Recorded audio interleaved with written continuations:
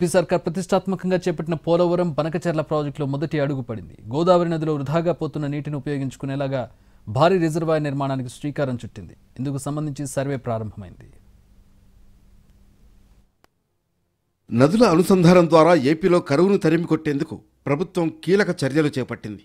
ఇందులో భాగంగా పోలవరం బనకచెర్ల అనుసంధానం చేస్తే నాగార్జున సాగర్ కుడికాలువ ఆయకట్టు స్థిరీకరణ చేయొచ్చని భావించింది. 200 టీఎంసీల నిల్వ సామర్థ్యం కలిగిన రిజర్వాయర్ నిర్మాణానికి శ్రీకారం చుట్టింది. గోదావరిలో ఏటా వరదల వల్ల 2000 టీఎంసీల నీరు వృధాగా సముద్రంలో కలిసిపోతుంది. పోలవరం ప్రాజెక్టు ద్వారా 650 టీఎంసీల నీటిని నిల్వ చేయవచ్చు. పోలవరం నుంచి 200 టీఎంసీల నీటిని ఆయకట్టు స్థిరీకరణ కోసం కేటాయించాలని భావించింది. ఇందులో భాగంగా పల్నాడు జిల్లా బొల్లాపల్లి మండలంలో రిజర్వాయర్ నిర్మాణానికి అనుకూలమైన ప్రాంతాన్ని ఎంపిక చేసింది. బొల్లాపల్లి మండలం మేళ్లవాగు, అయ్యన్నపాలెం, గుమ్మనంపాడు, రేమిడిచెర్ల, గరికపాడు గ్రామాల పరిధిలో భారీ కొండలు ఉండడంతో అక్కడ నీరు నిల్వ చేసేందుకు అనుకూలంగా ఉంటుందని నిర్ధారణకొచ్చింది.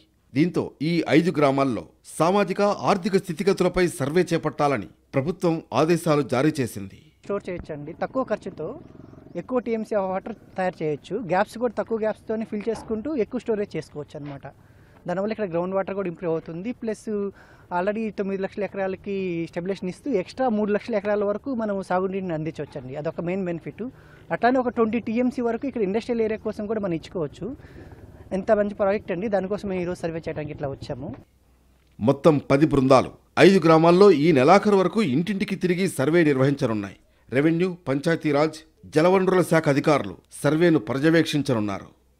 మరోవైపు జలవనరుల శాఖ అధికారులు కూడా ఈ ప్రాంతంలో నీటి నిల్వకు అనుకూలంగా ఉంటుందని చెబుతున్నారు.